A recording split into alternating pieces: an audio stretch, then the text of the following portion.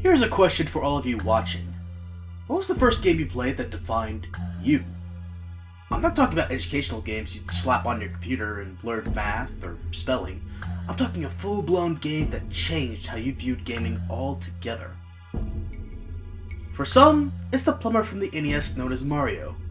Others, Sonic, the fast hedgehog from the Sega Genesis. There's a large selection of games out there to be really hard to pin down just one that affected not only you, but everyone around the world.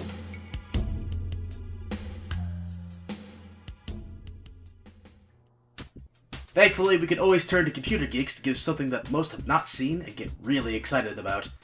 Meet id Software, the team raised from thrash metal, action movies, and most importantly, gaming. Wolfenstein 3D pushed id Software to a big spotlight, but the team all had the same thought. How do we top ourselves? John Carmack, a game engineering genius, looked to the future. He wanted a game that would push computers to an absolute limit. John Carmack created and licensed a game engine that would be used in Shadowcaster. The engine featured ceilings and floors that were texture mapped, diminished lighting allowing textures to fade off in the distance, and walls being able to be built at various angles by removing the grid-based style that Wolfenstein 3D had. A rift between Tom Hall and the rest of id Software started to form when Tom requested that they revisit Commander Keen and shy away from the violence and bloodshed that Wolfenstein 3D left in its wake. John Carmack's response to Tom's need for stories in games was, story in a game is like story in a porno. It's expected to be there, but it's not that important. So, the decision was made to press forward with another first-person shooter, one that was just as fast-paced and exciting as Wolfenstein 3D. So they needed an idea for the setting, the kind of mood they wanted to portray, and the attitude that would fuel the whole experience. Finally, a title. One that when others looked at it, they would get sucked in. The Color of Money provided the inspiration. What you got in there? In here? DooM.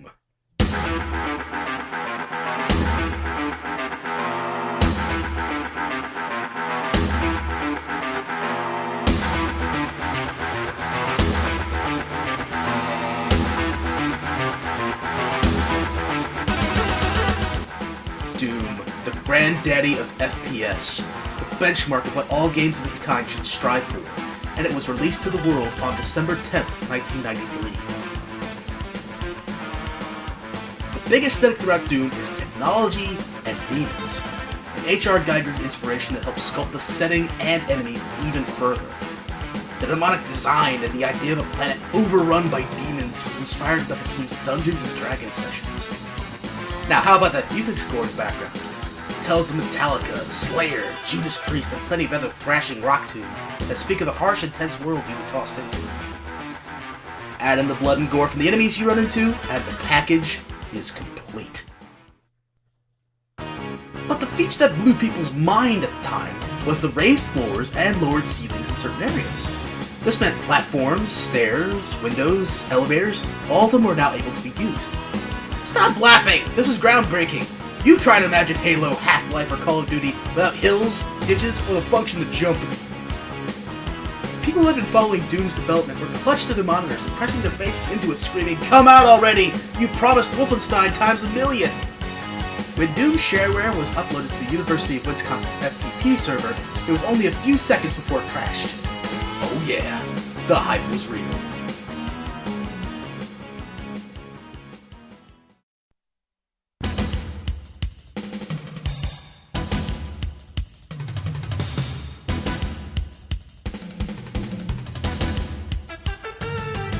Games were spaced into episodes back in the day, and DooM had 3 episodes to use. The first, titled Knee Deep in the Dead, was the episode that many players of the day got from the shareware release. It was the introduction to the concept of being a one-man army in an overrun base of zombies and demons. When you paid your money to id Software, they sent you the full version on floppy disk, giving access to the other episodes, The Shores of Hell and Inferno. Both episodes going further and further into the dark realms of hell and the monsters within. There's no point system or life counter like Wolfenstein had. All you had on your HUD was how much ammo you have, how much health you got, what guns you have, how strong your armor is, and any keys you will need to unlock doors. Of course, there's the face, smack dab in the center, which reacts to sustained fire and damage, which gives players an idea of how badly they're in trouble. And here's another concept that should make modern FPS lovers squirm. You don't regenerate your health. at all. You only get relief when you find a first aid kit and nothing else. Yeah, run and hide behind a wall or just rush away from danger. You aren't going to get any percentage back.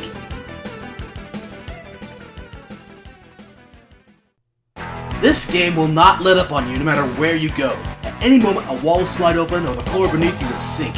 Demons can literally come from anywhere, and you will need to get your trigger finger ready for anything. This is a bit of a challenge since you're no longer dealing with the lengthy corridors of Wolfenstein 3D, you're in the middle of a Mars base. Each level isn't the same grid maze, it's wholly different each room you go through. One will be a level that's entirely indoors, but you can look outside. The next level could take place outside, with only lone buildings breaking up the expanse. You weren't ever sure of what was to come next, and trying to keep in cover, while also keeping an eye behind you, because as I've said, the demons can come from anywhere, is a stressful endeavor.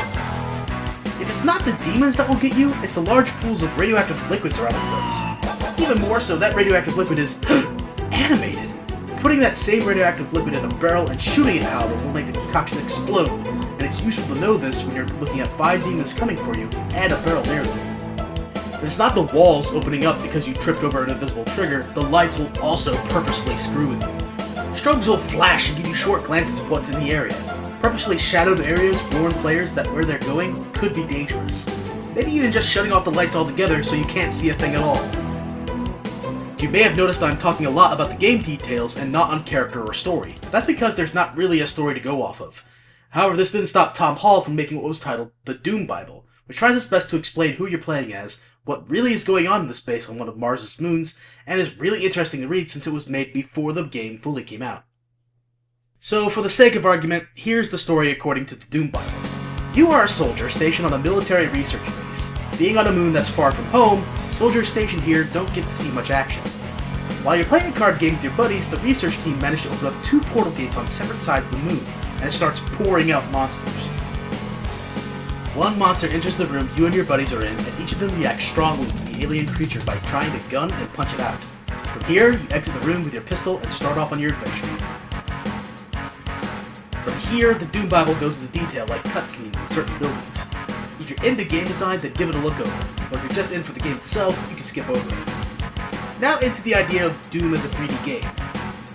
Well, the environment is fully 3D and is able to react accordingly on different angles you look at it, but the enemies aren't exactly what 3D is meant to be. They can be facing different directions, sure, but in the end it's only a 2D image that is told to change if certain values are met. Saying that, id Software made models of the enemies before putting them in-game. They then took pictures of the models and digitized the photos, making the sculpture real.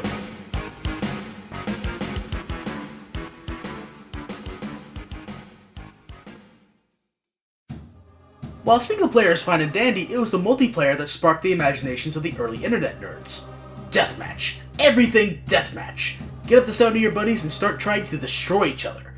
Network administrators actually felt pressured by this online potential since deathmatches would all but kill any active flow. But if playing the game wasn't your fancy, but designing levels tickled that special part of your brain, then BAM! Here's an editor for altering Doom levels, or making your own. Mods for Doom was constant. Hell, it's still a constant! The game was raised up as the almighty lord over every game known to man at the time. Doom was unstoppable, and its sequel was released on September 30th, 1994. While the first Doom was sold via mail, Doom 2 had the luxury of being sold in stores. Coming in a box, Doom 2 and all of its levels were ready for you after you installed it into your computer. Not only did new levels await you, but new enemies as well. It was a game that managed to get more downloads and installs than Windows. Yes, the popular operating system that most of the world has, besides a Mac or Linux-based system, it was beaten by a single game. No other game then or now can ever boast this fact. Doom spawned many a clone that did their best to match at least up to half of what Doom did. Duke Nukem himself had to get in on the action as he made the jump from his 2D world into the third dimension. And this is only in regards to the DOS version, and believe me, I don't want to describe some of the ports of Doom for consoles. Let me put it this way, John Carmack purposely wanted to aim for high-end computers to run the game. The SNES wouldn't have a shot in hell to match up. Chalk up the 32X, Saturn, 3DO, and Jaguar as other consoles that couldn't muster up the same level of quality as the DOS version. PlayStation came the closest in matching the original Doom's frame rate and graphical quality, but even then, it didn't quite make it.